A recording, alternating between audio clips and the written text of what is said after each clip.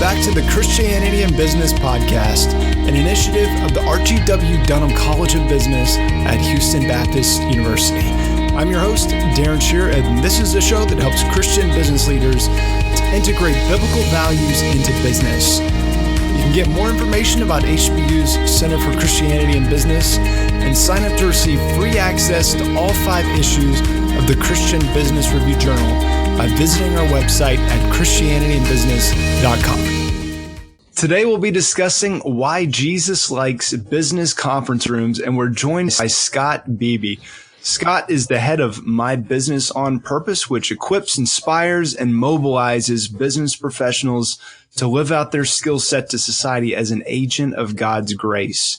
And prior to working as a full-time business coach, he has served as a church planter, a sales rep for Pfizer, and as the international administrator for Help Inc. And he's also a seminary grad, which is really interesting, and has served as a church planter, senior pastor. So he's bringing that theological perspective into the marketplace, which I really believe we need more of. And he's in the trenches with business leaders who are seeking to live out their faith in the workplace, and has this powerful real-world experience he's going to share with us today. It is going to be transformational. So welcome to the Christianity and Business Podcast, Scott. Darren, thank you so much. As we jump into this topic and learn more about what you are witnessing, how God is using you to equip and mobilize these Christian business professionals, why do you think Jesus likes to spend time in these conference rooms with small business leaders that you're working with? Darren, the conference room idea is a relatively new, kind of more modern idea of the meeting place, right? In old times, the meeting place was out on verandas. It was out in public spaces. And now the meeting place is in the conference room and even online, just like we're doing right now. And the reason I think Jesus would love hanging out in conference rooms is because I think Jesus loved hanging out in conference rooms. And wherever people conferred, wherever they gathered, wherever they got together, that's where you see Jesus. In fact, this past week, we were our pastor was out, and he asked me to teach for a couple of weeks on something we call Family on Purpose. We actually have an online course of how to create a family vision. And so we took the second part of that, the idea of the family vision. And one of the things we talked about was mission and values within the family. And when we looked back, we looked at the Mark 1 passage, and Jesus is in there, and the disciples are coming to him. He goes to a silent place. It's around, I think, verse 35, goes to a quiet place and he prays. And when he's praying, he's got his disciples that come up to him and they go, "Hey, everybody's looking for you. And he's in this quiet, dark place. And he immediately tells them, "Hey, let's go to another town so I can preach, for that's why I came." And it says he went, so he loves traveling. He preached because he loves telling people about the kingdom of God, and he healed. So we immediately see what he values. And quite frankly, I think where we see him in shows us what Jesus himself valued. And what he valued was being in gathering places where other people were. And that's what the conference room is today.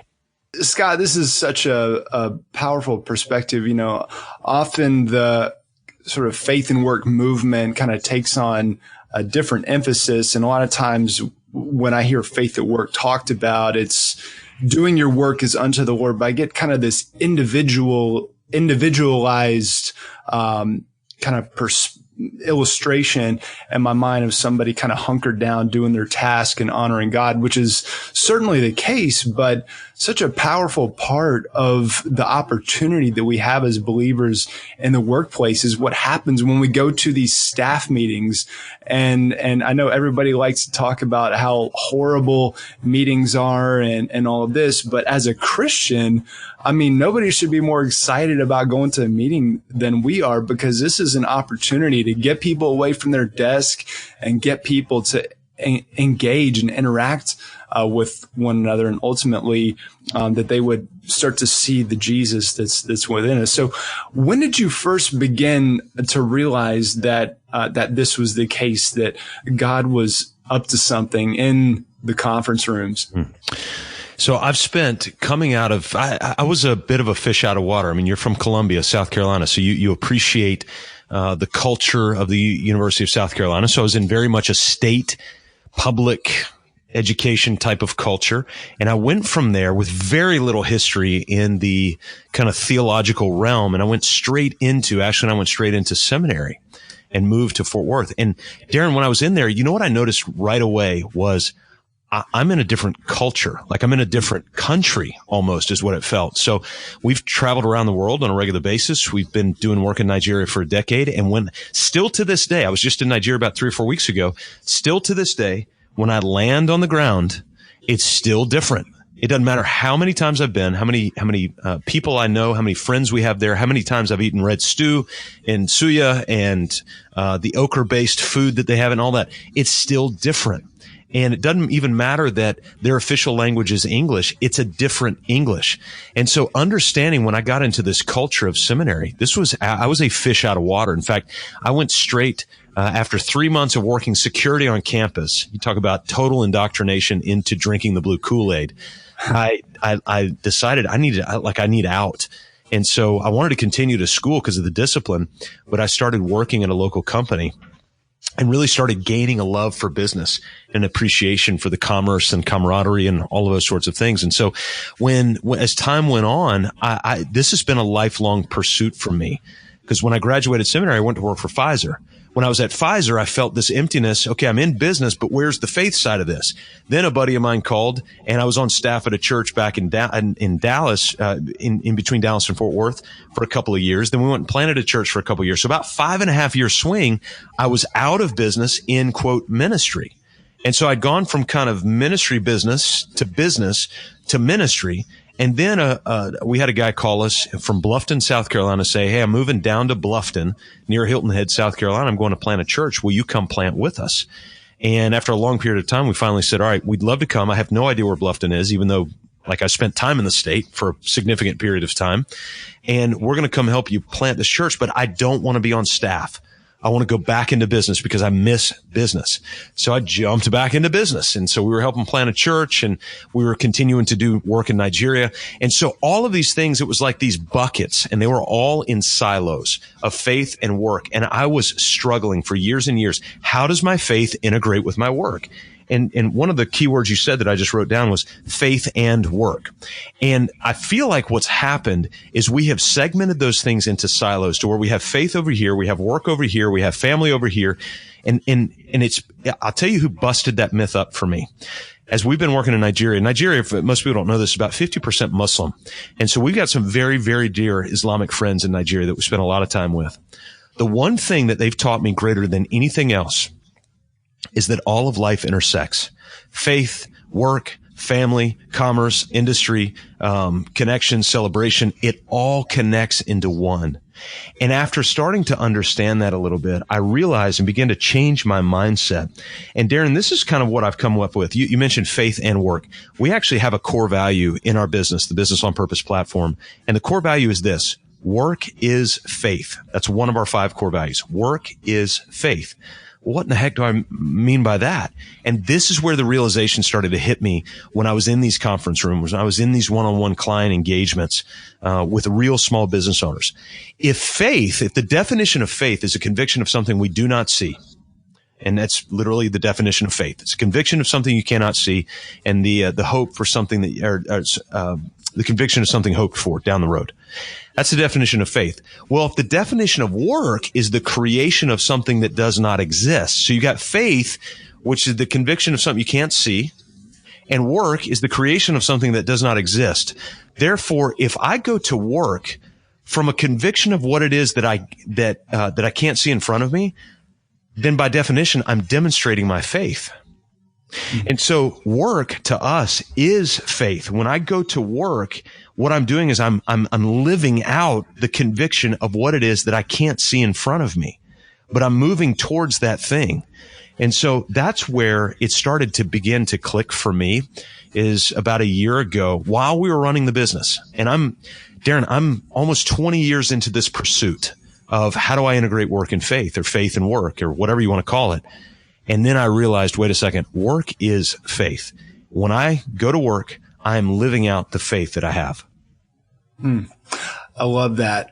So go ahead and share with our listeners kind of some of the things that you've witnessed. In fact, give us a specific example of kind of what your business is doing with these business leaders when you're going into these conference rooms, and what is a scenario that has played out where you've witnessed and said God was totally all involved in that? So we don't do Bible studies, although the Bible is discussed. It's not a men's group, although I primarily work with men. It's not accountability group, although we hold a lot of people accountable. In fact, we hold everybody that we work with accountable. We go into these conference rooms with what we call the 4 steps to business freedom. It's not an ethereal kind of out there, generic idea. What it is a very specific, framework that we walk small business owners through, and we help them develop their vision, story, their mission statement, their unique core value set. We help them develop 3 customized business roadmaps around implementation, systems identification, and delegation. We then, in the 3rd step, help them actually draw out their entire organizational infrastructure like an architect. So we're literally drawing out the org setup, all the job roles that exist within there, their hiring processes, their accounting processes, their team meeting structure, all those sorts of things. And then finally, we help them walk through how to build out process and implement within their business. So we're dealing with very tangible, very real business items. And so we're entirely integrated into the strategic part of their business. And so it's not a roundabout Bible study. And this is one of the other points that I wanted to make. When we talk about integrating faith and work, Darren, I'm not talking about setting up a business that is a front for the gospel. It makes me very uncomfortable. So I've seen this happen both in the U.S. and around the world. Well, somebody, let's say, for instance, moves to Istanbul, a largely Islamic population. They're Christians, and they say, hey, we're going to set up a yo-yo shop. But really what we're doing is we're doing Bible studies to Muslims. We'll manufacture some yo-yos. It's not a profitable entity, but it looks like one to the government. That, Darren, it just doesn't feel right to me. Mm-hmm. And I realize Bible smuggling can be a good thing. I get all of that. In the modern day context with globalization and everything that we've got access to, especially as Westerners and especially as Americans right now, that feels very uncomfortable for me. Instead, what we want to do is take the skill set that God's given us. And in my case, it's how to walk small business owners through this strategic systematized process in their business. Through that, let me tell you some of the conversations that have come out. So this happened about 3 or 4 weeks ago. A true story. Sitting down with a client in a conference room, and within the last little bit, he had gone on a trip. And we're sitting down, and I'm kind of debriefing with him about the trip. He's struggled with some anxiety on stuff before. He's not somebody who walks with Jesus at all. He's actually got a pretty adamant religious background and just walked away from it. From a different kind of brand of Christianity, and walked away from it. I mean, just about 4 or 5 years ago, flat out walked away from it and did everything in total antithesis to what his conviction was. And so he's walked away from that totally. And here was his statement to me. He said, man, I ate more food than I should have. And frankly, I smoked more pot than I think I ever want to smoke in my life. And you just roll with it. If you're a seminary trained evangelical, you immediately go, oh my gosh, I can't believe you said that. You have to roll with it and just go, all right, so let's talk about that. And all of a sudden there's your pivot point. And so you're pivoting within the same basketball court to a different subject inside the same conference room. And so that's what we had the opportunity to do, is take this issue of his anxiety within the context of his business that he was playing out in his personal life with some decisions that were at minimal questionable. And we were able to go down on real deep life about that. Now, fast forward to a couple of days ago. This is all connected. So one of his team members calls me in a frantic the other morning, literally this week, and says, hey, I don't know how to ask you this, but do you know a good therapist in town? And I said, well, tell me what you're thinking about. My husband just gave me an ultimatum to either stay or go. And so both of those conversations happened within the last few weeks. And that is a customer who, when you drive down the road through our local community, you're going to see the product of their work. It's all over the place, and they are very, very successful. They run a multi-million-dollar business.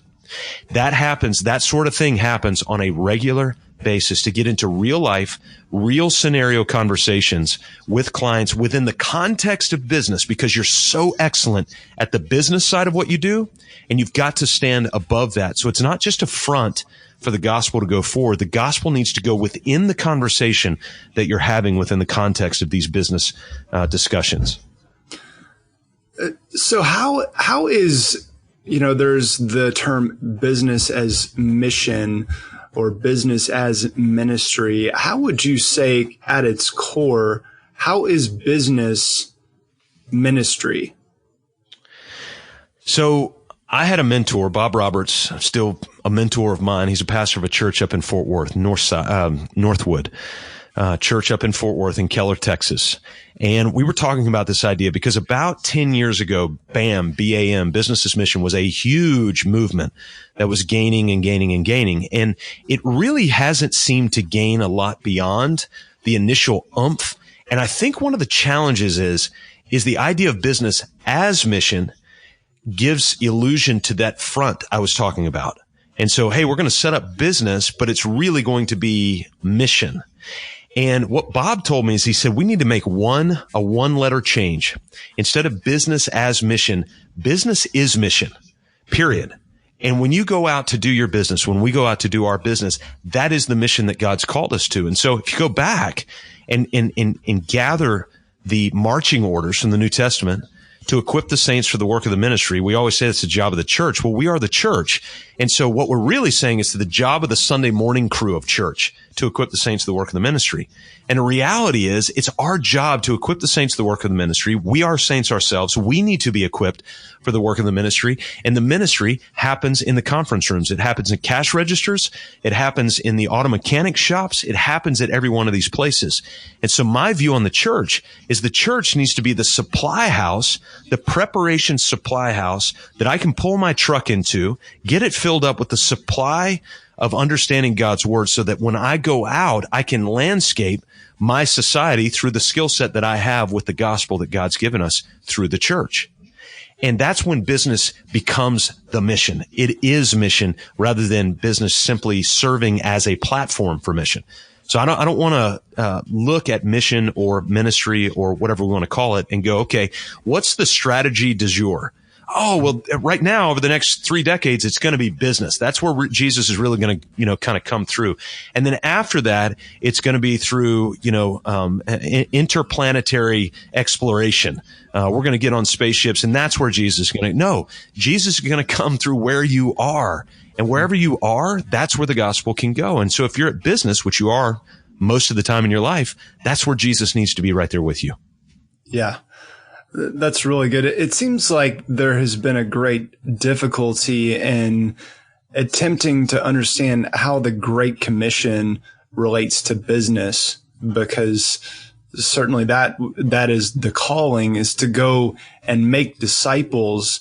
And there's been a great struggle to wrap our minds around how do you do that? Because many would say just the fact that you are doing your work with excellence, that's what we mean by businesses as ministry, or that it means that you need to go have workplace Bible studies or pass out tracts and share your testimony around the water cooler. That's what carrying out the Great Commission looks like.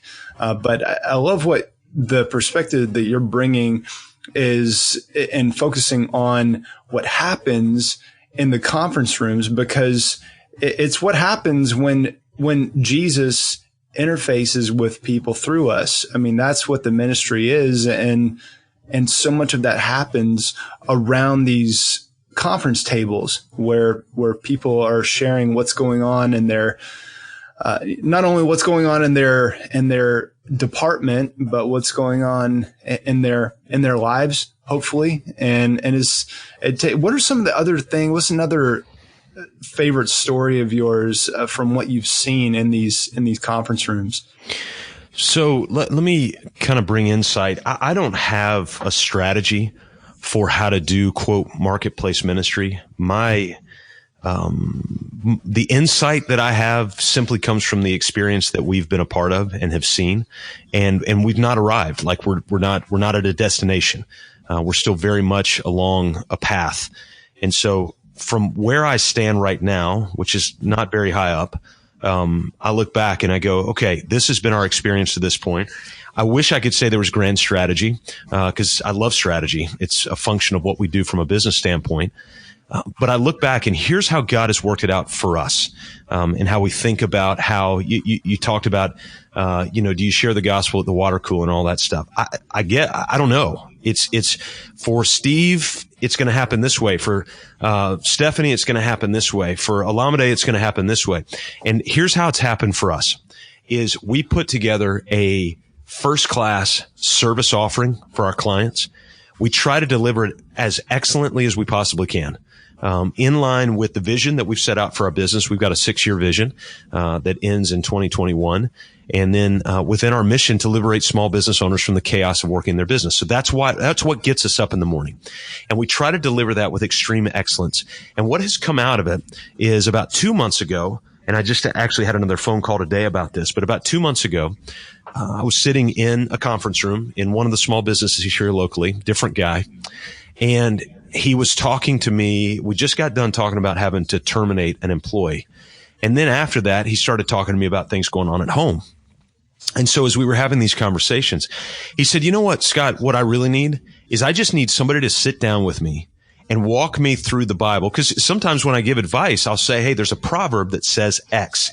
And I'm not just making stuff up to go, hey, let me throw some Bible in here. No, like literally that is the wisdom I need to give. And that's the thing that comes up. And so we give that wisdom. And then he said, I just need somebody to sit down and show me what this stuff means. And I kind of sat on that a little bit. And then he asked me again the next week, hey, can we start like just meeting together on a regular basis just around the Bible? And now this is where I need to pause and say, this is where sometimes we get caught up and say, oh, there's the strategy.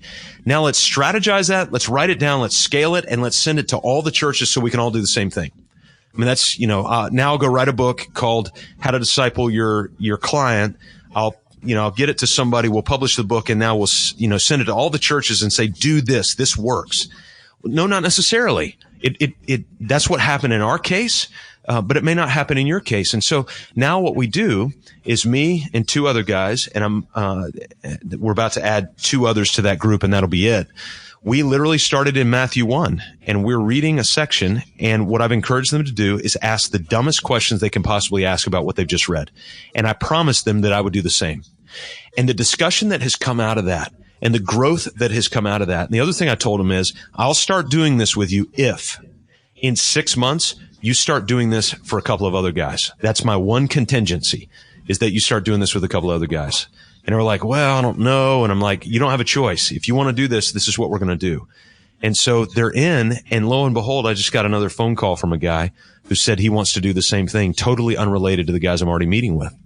And so God just starts to kind of build these things within regular day. Now, I've been at this for 2 years, right? So we're just starting to see, like, it's not even fruit coming off the tree. We're just starting to see fruit bud. That's it. And so we still got a long way to go and a lot to do. And it's not a strategy. It's just how God has worked it through us showing up every day and every week to these clients' conference rooms.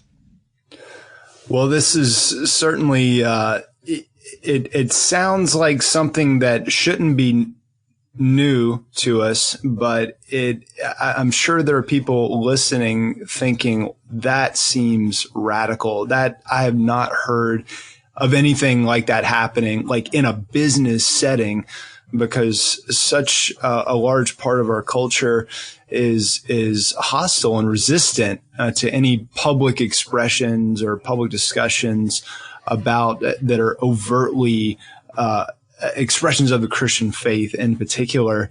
And so this is really reformational. And you use this term reforming of the church.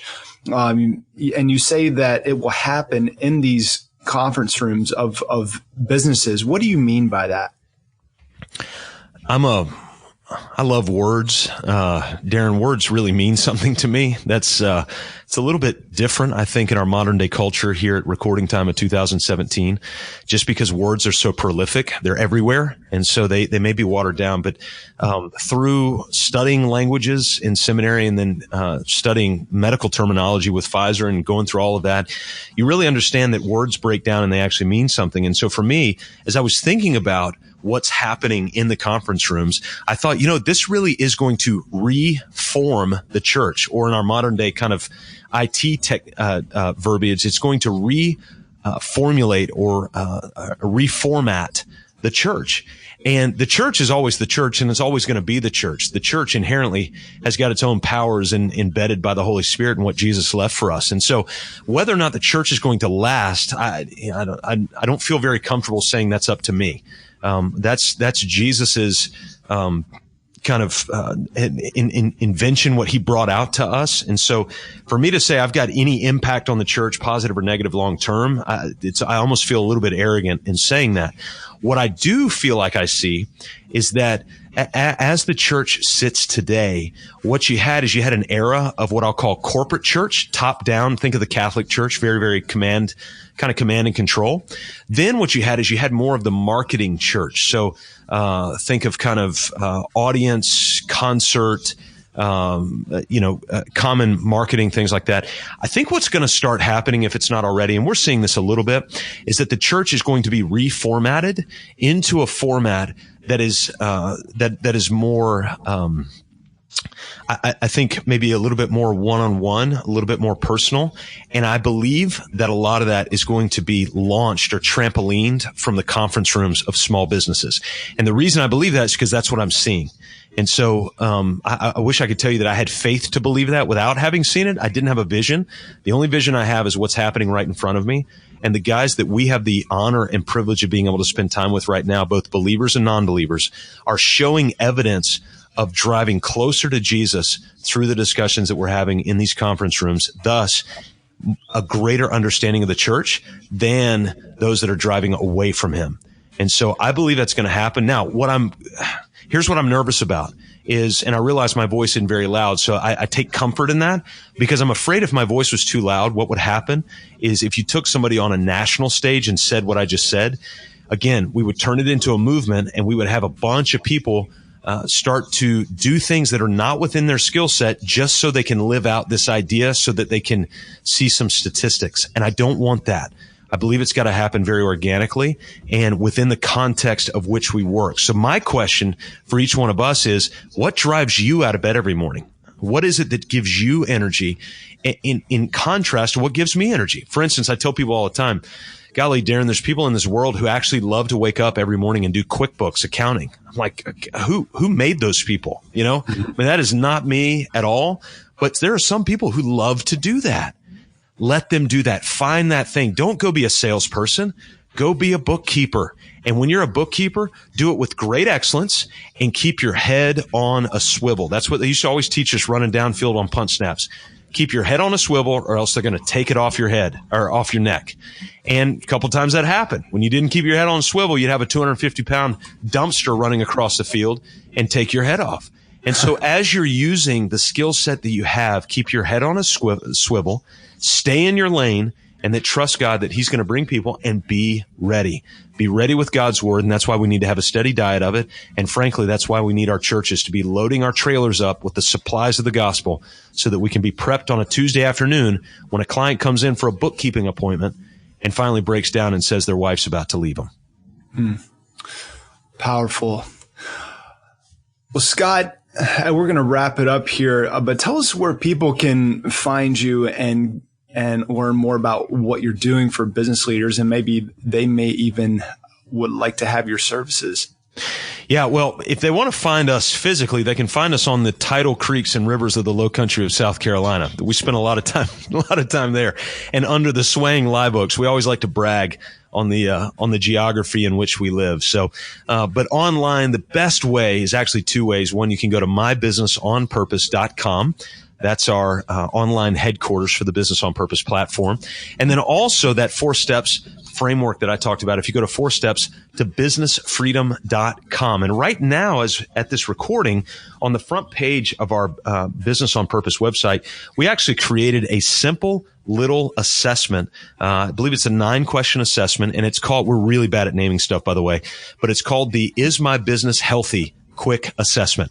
And for anybody who's a small business owner, mainly under 25 employees and under 25 million in annual revenue, you can take that assessment, answer those 9 questions, and it'll give you a quick feedback on how healthy your business is. So you can get that at mybusinessonpurpose.com, or you can go to 4 steps to business freedom, all spelled out in one word, 4 steps to businessfreedom.com. Wonderful. Scott, this has been phenomenal. Thank you for coming on to share your expertise, your passion, and these incredible testimonies of what God is doing. Why don't you leave us with a parting piece of advice? Yeah, my one thing is, if you've never sat down to write out your vision story, that's what I would encourage you to do. We see Jesus all the time. He went to a dark, isolated place to pray. And James tells us, if any of you lacks wisdom, ask God. He didn't make it that complicated. I mean, if you don't have wisdom in a certain area, ask God. Two words. And so to write down your vision story, to sit down and think X number of years down the road, maybe 3 or 5, and just go, what do I see 5 years down the road? What do I see in regards to my family? What do I see in regards to my work? What do I see in regards to our finances? What do I see in regards to the people that I'm investing in and spending time with? Write that out. Vision statements are short, pithy one-liners. Vision stories are detailed. A lot of the vision stories we write out for clients are 2, 3, 4, 5 pages of detail. And so if people haven't done that, the proverb really is true. Where there is no vision, people scatter. So you've got to start with your vision. And God told Habakkuk, write the vision down so that those who read it may run. When you write that vision down, now you've given your spouse, your kids, your colleagues an opportunity to see where you're going so they can decide if they want to run with you. mybusinessonpurpose.com and 4 steps to businessfreedom.com are the websites, and those will be in the show notes as well. Scott, thank you for this, and may God continue to bless your business, bless your family, and everything you put your hand and everything you put your mind to. You're doing great work, Darren. Thanks for allowing us to be a part. We hope you've enjoyed this episode, and if so, we would greatly appreciate it if you'd leave us a quick rating and review for the Christianity in Business podcast on iTunes. You can get more information about HBU's Center for Christianity and Business at christianityandbusiness.com. Thanks for listening, and keep integrating biblical values into your business.